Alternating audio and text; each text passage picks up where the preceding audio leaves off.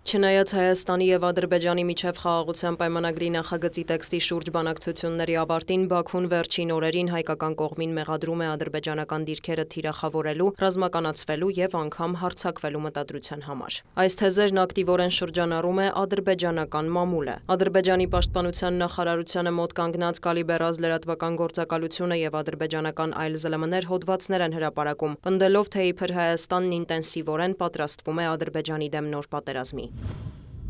Այն կարող է սկսվել արդեն մի քանի շաբաթից ապրիլին հարևան երկրում պահեստազորայինների հավաքից հետո։ Վարժական հավաքները կտևեն ռեկորդային 10 շաբաթ, ինչը զգալիորեն երկար է սովորական պատրաստության համար։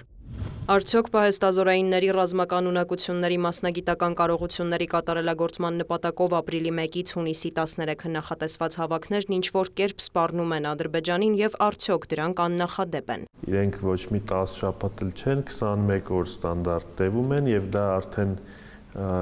առաջի տարին չի, որ ընթանում է, 21 օր անցնում է, մի խումբը հետագնում տուն, մյուսը գալիս է, դա ընթանող պրոցես է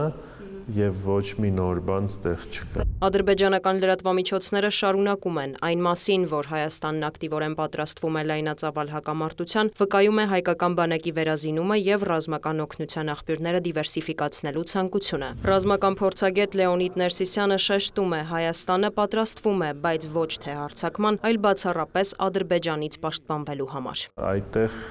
իրենք նաեւ մանիպուլացնում են, որ մենք ենք պատրաստվում իրենց վրա հարձակվել, ու շատ հեշտ է այս թեզի հետ չհամաձայնվել է իրենց, որովհետև եթե մենք նայենք ինչքան են իրենք գումարներ ծախսում բանակի վրա եւ գնումների վրա, մենք կտեսնենք, որ այդ թիվը մինչեւ հիմա էլ համարյա 3-ին մոտ անգամ ավել է, քան մերը։ Դրա համար ես չեմ տեսնում ստեղ որևէ հնարավորություն նաեւ, որ մենք ինչ-որ տենց կարճաժամկետ կարողանանք այնքան ուժեղանանք, որ իրենց հետ մենք պատերազմ սկսենք, մեզ դա ձեռնտու չի։ Հայտնի է, որ Ադրբեջանն այս տարի պաշտպանության եւ ազգային անվտանգության ոլորտների համար հատկացրել է ավելի քան $5 միլիարդ։ Անցած տարի այդ թիվը կազմում էր շուրջ 3.7 միլիարդ։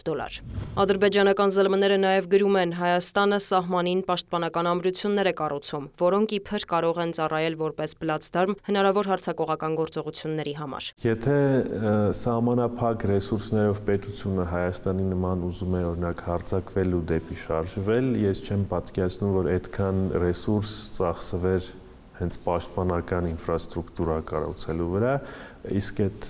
կառույցները բավականին ծավալ ունեն, մեծ, էժան օբյեկտներ չեն։ Ինչով է պայմանավորված ադրբեջանական կողմի նման հռետորաբանության ակտիվացումը, չնայած ըստ Լեոնիդ Ներսիսյանի պակաս երբեք էլ չի եղել։ Ակտիվությունը նաև կապ ունի այս խաղաղության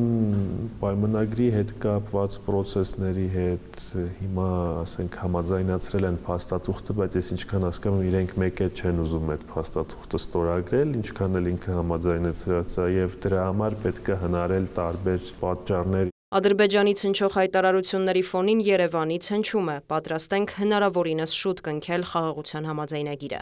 Ինչ վերաբերում է սահմանային իրավիճակին։ Մարտի 16-ից 18-ն Ադրբեջանի ՊՆ-ն արդեն 7 հաղորդագրություն է տարածել Հայաստան-Ադրբեջան սահմանին Հայաստանի բանակի կողմից իբրև թե հրադադարի ռեժիմի խախտումների մասին։ Հայաստանի պաշտպանության նախարարությունը հերքել է բոլոր մեղադրանքները։